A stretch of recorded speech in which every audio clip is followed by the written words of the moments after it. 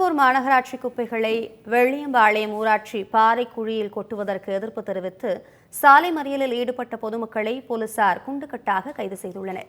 கூடுதல் தகவல்களை செய்தியாளர் சுரேஷ்குமார் வழங்க கேட்கலாம். சுரேஷ்குமார், கள நிலவரங்கள் என்ன, விரிவாக வழங்கலாம். வணக்கம் அபிராமி. திருப்பூர் மாநகராட்சி சார்பில் குப்பை கொட்டுவதற்கு பல்வேறு பகுதிகளில் பயன்பாடற்ற பாறை குழிகளை தேர்வு செய்து குப்பை கொட்டி வருகிறார்கள்.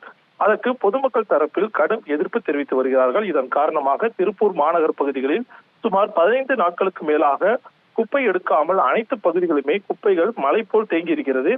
இந்த நிலையில் திருப்பூர் மாநகராட்சி குப்பைகளை ஊத்துக்குளி தாலுகா வெள்ளியம்பாளையம் ஊராட்சிக்கு உட்பட்ட பயன்பாடற்ற பாறை குழியில் மாநகராட்சி சார்பில் இன்று காலை சுமார் 10க்கும் மேற்பட்ட குப்பை லாரிகள் மூலம் குப்பை கொட்டுவதற்கு எடுத்துச் செல்லப்பட்டது. அப்போது பொதுமக்கள் சுமார் 100க்கும் மேற்பட்டோர் லாரிகளை சிறைபிடித்து சாலை மறியலில் ஈடுபட்டார்கள்.